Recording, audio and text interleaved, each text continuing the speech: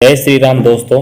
आज आपके सामने पेश है वो सच्ची घटना जिसके कारण भगवान को खुद अदालत में हाजिर होना पड़ा। दोस्तों, भक्त जब सच्ची भक्ति करता है तो विधाता का भी सिंहासन हिलने लगता है, क्योंकि भगवान भक्त के अधीन होते हैं और जो भक्त मांगता है वो भगवान देने को मजबूर होते हैं। इस कारण उनको विधि के विधान भी बदलने पड़ते हैं। दोस्तों, अगर आप हमारे चैनल पर पहली बार आए हो तो हमारे चैनल को सब्सक्राइब करके बेल आइकन दबा दें, क्योंकि आप भी वो भाग्यशाली हैं जिन्होंने यह घटना देखी तो नहीं है लेकिन सुन जरूर रहे हैं। दोस्तों, हमारा चैनल एक नया चैनल है, अतः हमें सब्सक्राइब करके हमें और सनातन धर्म को अपना समर्थन जरूर दें। यह घटना वर्ष 1981 की है। श्री वृंदावन धाम में एक संत घूमा करते थे। उन्हें देखकर लोग यह नहीं कहते थे कि महाराज जी आ रहे हैं या संत जी आ रहे हैं या बाबा जी आ रहे हैं, बस एक ही बात कहते थे कि जज साहब आ रहे हैं। उन्हें देखकर हर कोई कहता, जज साहब आ रहे हैं, जज साहब आ रहे हैं। एक महात्मा ने ऐसे ही पूछा कि इनको जज साहब क्यों बोलते हैं, तो उन संत ने बड़ी अद्भुत बात बताई और बोले, पहले यह कोर्ट में जज थे, अब महाराज बन गए हैं, परंतु सभी लोग इनको जज साहब के नाम से ही जानते हैं। दक्षिण भारत के किसी कस्बा नुमा छोटे से शहर में ये संत जज के पद पर थे और उसी शहर के पास छोटा सा गांव था। उस गांव में एक केवट रहता था। वह इतना सरल था, इतना सरल कि कोई भी पूछता कि केवट भैया वो बात कैसी है, वहाँ क्या हो रहा है, फलाने के क्या हाल हैं, तो केवट कहता, रघुनाथ जी जाने, मैं तो कुछ नहीं जानता। इतना सरल, लोगों ने उसका नाम रख दिया भोला। कोई कुछ भी पूछता वो यही जवाब देता, भैया रघुनाथ जी जाने, मैं तो नहीं जानता, रघुनाथ जी ही जाने। बस यही कहता।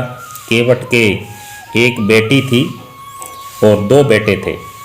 बेटी विवाह की योग्य हुई तो बेटों ने कहा, पिताजी गांव के सेठ से पैसे उधार ले लें, बहन के विवाह के बाद चुका देंगे, हम लोग कमाई करके उधार चुकता कर देंगे। पिताजी ने विचार किया, बोले ठीक है। केवट सेठ जी के पास गया, 200 रुपये उधार ले लिए। ब्याज की दर तय हो गई। भाइयों ने बहन का विवाह किया। बेटी घर से विदा हुई ससुराल के घर के लिए। अब केवट ने भी घर छोड़ दिया और श्री रघुनाथ जी के मंदिर में ही रहने लगा। बस उसके तो रघुनाथ जी ही सब कुछ थे। मंदिर में रहता, झाड़ू लगाता, रघुनाथ जी के दर्शन करता और आनंद से रहता। बेटों ने कमाई करके पैसा केवट को लाकर दिया और बोले, पिताजी जिनसे उधार लिया है ये रुपए उनको वापस कर दो। केवट सेठ जी के पास गया, सेठ जी को रुपए वापस दिए, ब्याज दिया। सेठ जी ने रसीद दे दी। हिसाब किताब चुकता किया, पाई पाई से पैसा प्राप्त, ऐसा रसीद पर लिखकर सेठ जी ने वो रसीद केवट को दे दी। सेठ केवट से बोला, रसीद पढ़ो, क्या लिखा है।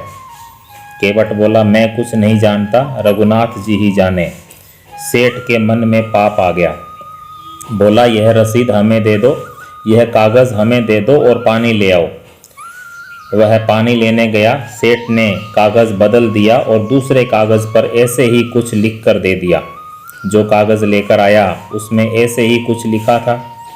केवट ने वो कागज़ रसीद समझकर रघुनाथ जी के चरणों में चढ़ाया और फिर अपने कक्ष की अलमारी में रख दिया और प्रसन्न रहने लगा। सिर पर सीताराम, फिकर फिर क्या करना, सिर पर सीताराम, फिकर फिर क्या करना, तेरे बनेंगे बिगड़े काम, फिक्र फिर क्या करना। केवट हमेशा इसी भाव में रहता। केवट ने भगवान के भरोसे सब छोड़ दिया था। अब सेठ जी ने केवट के विरुद्ध मुकदमा दायर कर दिया और मुकदमा इन्हीं जज साहब की अदालत में आया। तारीख पर केवट उपस्थित हुआ। जज साहब ने कहा, केवट तुमने सेठ जी से रुपया उधार लिया था। हाँ हुजूर, लिया था और दे भी दिया। जज साहब ने पूछा कि आपके पास कोई प्रमाण है कि आपने रुपया वापस लौटा दिया। तो केवट ने वो रसीद निकालकर जज साहब के सामने पेश की। जज साहब बोले, पर इससे तो सिद्ध नहीं होता कि तुमने रुपया दे दिया है। केवट रोने लगा, हुजूर माई बाप, हमने तो इसे ही सब कुछ समझा था। जज साहब को दया आने लगी। जज साहब बोले, अच्छा रो मत, तुम यह बताओ, जब तुमने सेठ जी को रुपया वापस दिया तब तुम्हारे और सेठ जी के बीच में कोई और उपस्थित था क्या? केवट उसी सहजता में बोला कि हमारे और सेठ जी के बीच में सिर्फ रघुनाथ जी के अलावा और कोई उपस्थित नहीं था। उसने लिया प्रभु श्री रघुनाथ जी का नाम और जज साहब ने समझा कि रघुनाथ जी इनके गांव में रहने वाले कोई सज्जन होंगे। बोले, तुम जाओ और अगली तारीख पर आना। जज साहब ने अपने खर्चे से सम्मन जारी कर दिया रघुनाथ जी के नाम पर। अब चपरासी पूरे गांव में घूमा। मज़े की बात, रघुनाथ जी नाम का कोई आदमी ही नहीं था गांव में। किसी ने कहा, रघुनाथ जी का मंदिर जरूर है। चपरासी बोला, वही बता दो। मंदिर पर गया। पुजारी जी बाहर बैठे सीताराम सीताराम कर रहे थे और जब चपरासी ने देखा तो पुजारी से बोला, रघुनाथ जी का मंदिर यही है? पुजारी जी बोले, हाँ। तो बुलाओ। पुजारी जी ने भी देखा और मन ही मन सोचने लगा, जब भगवान ने बुला ही लिया है तो हम वापस काहे करें। हस्ताक्षर पत्र पर हस्ताक्षर कर दिए। चपरासी समझा कि यही रघुनाथ जी हैं। सम्मन रघुनाथ जी के चरणों में रखते हुए पुजारी जी ने कहा, वाह प्रभु, क्या लीला है। भक्त जो ना कराएं वो ही थोड़ा। आपके लिए पोशाक कई बार आई, हार कई बार आए, अरे पैंजनी करगनी कई बार आया, मुकुट कई बार आया, लेकिन सम्मन पहली बार आया है। पुजारी ने केवट से कहा कि तुमने अदालत में रघुनाथ जी का नाम क्यों गवाह के रूप में दिया? केवट बोला, रघुनाथ जी सब जगह रहते हैं, तो हमारे और सेठ के बीच जो बातचीत हुई थी वहाँ भी रघुनाथ जी उपस्थित थे। केवट दिन भर निश्चिंत रहता। अब रात्रिकालीन मंदिर में झाड़ू लगाए तो रघुनाथ जी की तरफ देखे, बर्तन मांजे तो रघुनाथ जी की तरफ देखे। जीवन ऐसा, बस काम करते जाओ। तारीख के पहले दिन पुजारी जी ने कहा कि केवट, तुम जाओ अदालत में ताकि सही समय पर पहुंच सको। अब रही रघुनाथ जी के मन की बात तो रघुनाथ जी ही जाने। केवट तो प्रणाम करके चला गया। दूसरे दिन सवेरे सवेरे पुजारी जी ने जल्दी जाकर स्नान किया, भगवान को स्नान कराया, नई पोशाक पहनाई, बड़ी जल्दी कुछ बनाकर भगवान को भोग लगाया। सोच रहे थे आज भगवान को पहली बार बाहर जाना है, कपड़े अच्छे होने चाहिए, कुछ खा पी कर जाएंगे तो भूखे नहीं रहेंगे। लेकिन आंखों में आंसू भरकर यही कहते, जाइएगा जरूर, उसका आपके अलावा और कोई नहीं है प्रभु। आंसू भरकर पुजारी जी प्रार्थना कर रहे थे। केवट पहुंचा अदालत में। जज साहब ने कहा, केवट, तुम्हारे गवाह कहाँ हैं? केवट बोला, हुजूर वह तो सब जगह रहते हैं, यहीं कहीं होंगे। यहीं कहीं होंगे? बुलाओ चपरासी को। आदेश हुआ। चपरासी ने आवाज़ लगाई, रघुनाथ हाजिर हो, रघुनाथ हाजिर हो। ऐसे 3 नारे लगाए। क्या देखा, एक झुककर चलता हुआ वृद्ध आदमी उसके नारे लगाने पर अदालत के द्वार की तरफ आ रहा है। लड़खड़ाते हुए एक बूढ़ा आदमी और लाठी देखते हुए आ रहा है। वह आदमी वहीं से इशारा कर रहा है, आ रहा हूँ, आ रहा हूँ। जज साहब ने कहा, रघुनाथ जी आपका ही नाम है? उस बूढ़े आदमी ने कहा, हाँ। जज साहब ने पूछा कि केवट ने सेठ जी का रुपया वापस कर दिया? बूढ़े आदमी ने कहा, हाँ। कोई प्रमाण है? सेठ जी ने खुद रसीद लिखकर दी थी। बूढ़ा आदमी कहता है, बेईमानी आ गई मन में, रसीद दी ही नहीं। वृद्ध व्यक्ति ने कहा कि सेठ और केवट के बीच में जो बातचीत हुई थी उसका हिसाब एक रजिस्टर में है, उस रजिस्टर को मंगाया जाए। सर्वांतरयामी भगवान से क्या छुप सकता है। चपरासी को भेजा गया, रजिस्टर मंगाया गया, वह रसीद मिल गई। सेठ जी दंडित हुए और केवट बाइज्जत बरी हुआ।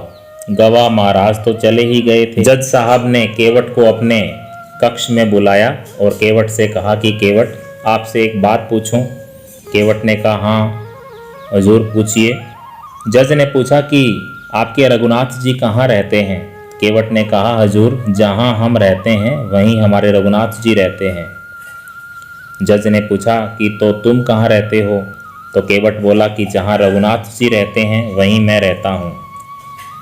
जज साहब ने कहा कि तो तुम्हारे रघुनाथ जी और तुम एक ही गांव के रहने वाले हो। अरे गांव क्या, हम तो एक ही जगह के रहने वाले हैं। जज साहब ने पूछा कि कौन है ये तुम्हारे गांव की, इनका पद पहचान क्या है। केवट कहता है कि अरे सरकार, पढ़े लिखे लोगों को समझाना बड़ा मुश्किल होता है। अरे यह वही हैं जिनका वो मंदिर है जहाँ मैं रहता हूँ। जज साहब ने कहा, मंदिर के पुजारी तो नहीं लग रहे थे, और मंदिर यह बनवा दे ऐसी हैसियत भी इनकी नहीं लग रही थी। केवट ने कहा, हजूर यह वही है जो मंदिर में बैठे हुए हैं और मंदिर में विराजमान हैं। जज साहब ने अपने चपरासी को बुलाया और चपरासी से पूछा कि जिस व्यक्ति ने हस्ताक्षर किए थे क्या ये व्यक्ति वही है। चपरासी ने कहा कि नहीं जज साहब, यह व्यक्ति वो नहीं है। तो जज साहब को पूरी बात का रहस्य पता लग गया। जज साहब ने चपरासी को बुलाकर कहा तो उसने बताया कि ये वो व्यक्ति नहीं है जिसने चिट्ठी लेते समय हस्ताक्षर किए थे। फिर जज साहब जब गांव गए और उन्हें पूरी घटना का एहसास हुआ तो तुरंत अपने बंगले में लौटे और फूट फूट कर रोने लगे और अपने पद से इस्तीफा दे दिया। जब लोगों ने उनसे पूछा कि यह तो खुशी की बात है कि भगवान ने आपको दर्शन दिए, आप रो क्यों रहे हैं, तो उन्होंने कहा कि जिसकी अदालत में हर किसी को हाजिर होना है वो आज स्वयं मेरी अदालत में आए गवाही देने, और जब वो खड़े थे तो मैं बैठा था। ऐसा कहकर जोर जोर से रोने लगे। फिर जज साहब पूरा वैराग्य लेकर वृंदावन चले गए और साधु संत जैसा जीवन बिताने लगे। वे हमेशा प्रभु के मंदिर जाते और बाहर से ही वहाँ की मिट्टी को माथे पर लगाकर लौट जाते और हमेशा खड़े रहते थे, क्योंकि उनका कहना था कि प्रभु के आगमन के समय जब मैं बैठा था तो अब मैं खड़ा ही ठीक हूँ। उनका कहना था कि मैं किस मुंह से मंदिर के अंदर जाऊँ, इसलिए मैं बाहर ही रहता हूँ। तो दोस्तों, आपको ये कहानी कैसी लगी? इस कहानी को लाइक अवश्य करना और हमारे चैनल को सब्सक्राइब जरूर कर देना। हम आपके लिए ऐसी ऐसी कहानियाँ लेकर आते रहेंगे। जय श्री राम दोस्तों, मिलते हैं अगले वीडियो में।